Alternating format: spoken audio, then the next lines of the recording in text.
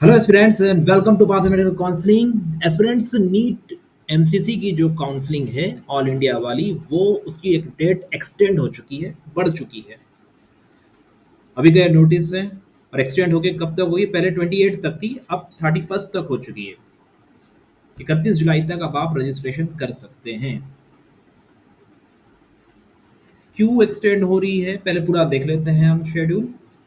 तो नया शेड्यूल कुछ इस तरह से रहेगा आपके सामने। Registration and payment for round one, registration facility extended up to 12 noon यानी दोपहर के 12 बजे तक 31 जुलाई तक आप रजिस्ट्रेशन कर सकते हैं। पेमेंट फैसिलिटी भी एक्सटेंड हुई है, अब वो 3 बजे दोपहर तक 31 जुलाई को आप पेमेंट कर सकते हैं। Reset NEET registration for round one.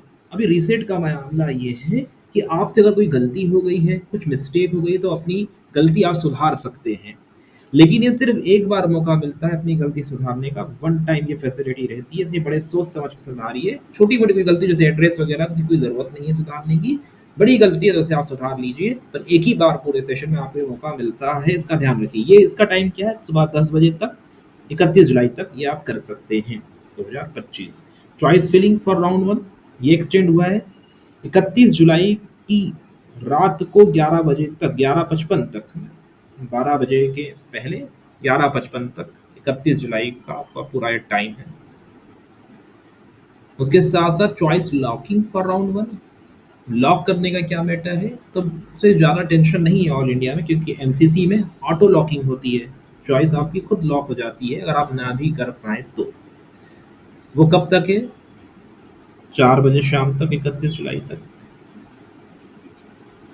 Seat processing for round one, ठीक है। सीट प्रोसेसिंग जो होता है वो 1 से 2 अगस्त तक होगा। रिजल्ट कब तक आएगा? 3 से 4 अगस्त। रिपोर्टिंग करनी है आपको 4 से 8 अगस्त तक। पहले ये 6 अगस्त तक हुआ करता था ये टाइम, अभी जो पुराना नोटिस था अब 8 अगस्त तक इन्होंने कर दिया है। क्यों इन्होंने करा है, एक्सटेंड क्यों कर दिया है?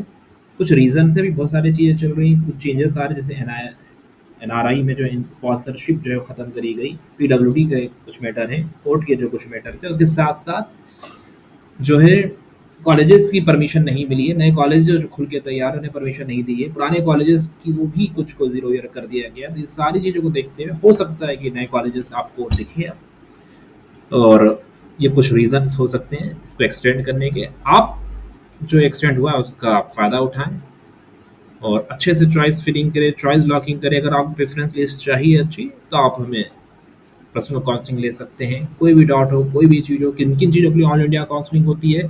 ऑल इंडिया काउंसलिंग में आपके जो 15% स्टेट के जितने भी कॉलेजेस रहते हैं वो तो आते ही हैं। उसके साथ साथ एम्स, सेंट्रल यूनिवर्सिटीज़, जिपमर, इनकी सीटें भी आती हैं। डीम्ड यूनिवर्सिटी भी इसमें आती हैं, यानी प्राइवेट मेडिकल कॉलेज यूनिवर्सिटीज़ हैं वो सब। इसी तरह की और भी इंपॉर्टेंट इन्फॉर्मेशन के लिए चैनल को सब्सक्राइब और लाइक करके रखिए। फर्दरमोर टेलीग्राम चैनल भी ज्वाइन करिए, उसमें सारी इंपॉर्टेंट अपडेट फिल्टर्ड करके आपको दे दी जाती है। Signing off.